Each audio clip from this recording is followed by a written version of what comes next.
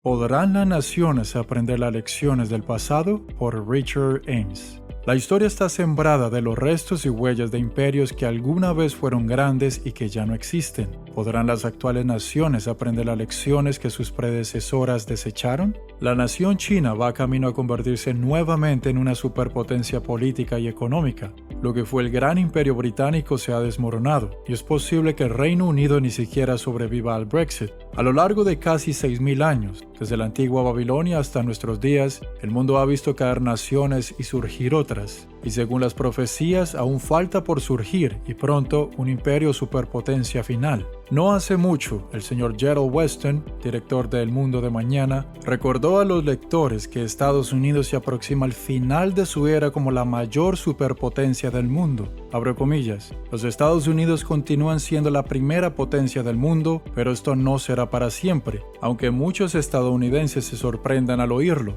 Ningún imperio ha durado para siempre. Podemos imaginarnos que los ciudadanos de las civilizaciones de antaño también pensaban que sus gobiernos permanecerían. La inexpugnable ciudad de Babilonia cayó en una noche ante los medos y los persas, y con ella cayó todo un imperio. Nadie lo previó. El imperio persa cayó ante la osadía conquistadora de Alejandro Magno, pero su imperio greco-macedonio sucumbió a su vez ante el poderío del nuevo imperio de Roma. Finalmente, y como es bien sabido, el poder y dominio de Roma llegó a su fin. Hay muchos en el mundo que desean ver la caída de los Estados Unidos, pero no se imaginan quién llenará el vacío ni cuáles serán las consecuencias. Cierro comillas. Nuestra esperanza, El Mundo de Mañana, mayo y junio del 2019, página 2. Estados Unidos ha sido una gran potencia mundial durante 200 años, pero en el lapso desde la caída de la Unión Soviética y tras la guerra contra el terrorismo, hemos visto a este país declinar, en tanto que otras potencias ejercen cada vez más poder político, económico y militar.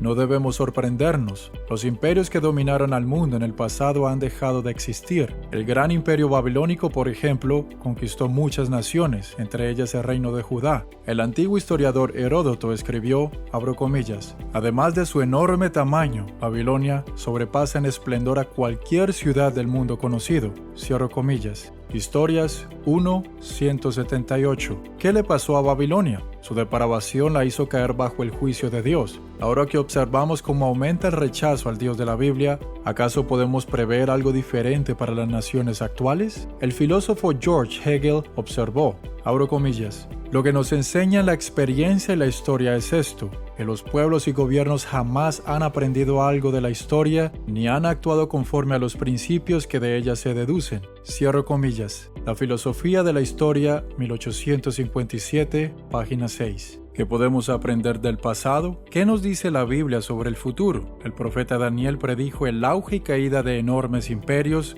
entre ellos el Imperio Romano. ¿En qué terminó ese imperio? Duró más de 500 años después de la República Romana, y aún ese grandioso imperio sufrió la disolución de su primera encarnación en el año 476 después de Cristo. Los imperios en estos tiempos también van y vienen. En el siglo XX, el Tercer Reich alemán extendió su dominio sobre gran parte de Europa y el norte de África. Una de las ambiciones de Adolfo Hitler fue conquistar la Unión Soviética, pero en esta empresa fracasó y los ejércitos aliados vencieron al Tercer Reich. La Unión Soviética, o Unión de Repúblicas Socialistas Soviéticas, estaba formada por 15 repúblicas con una extensión de 17.500 kilómetros de este a oeste. Esta superpotencia enarbolada con orgullo de ideología comunista, luchó por el corazón de las naciones y pueblos en todo el mundo, pero al final también fracasó. La caída de las naciones profetizada. ¿Quién habría previsto el fin de semejante superpotencia? Muchos se sorprenderán al saber que un pequeño grupo de cristianos, inspirados para entender la verdad revelada en la Biblia, sabían que Europa Oriental llegaría a librarse de la Unión Soviética. ¿Cómo lo sabían? La profecía bíblica predice el auge de otra gran superpotencia, llamada la Bestia en el libro del Apocalipsis.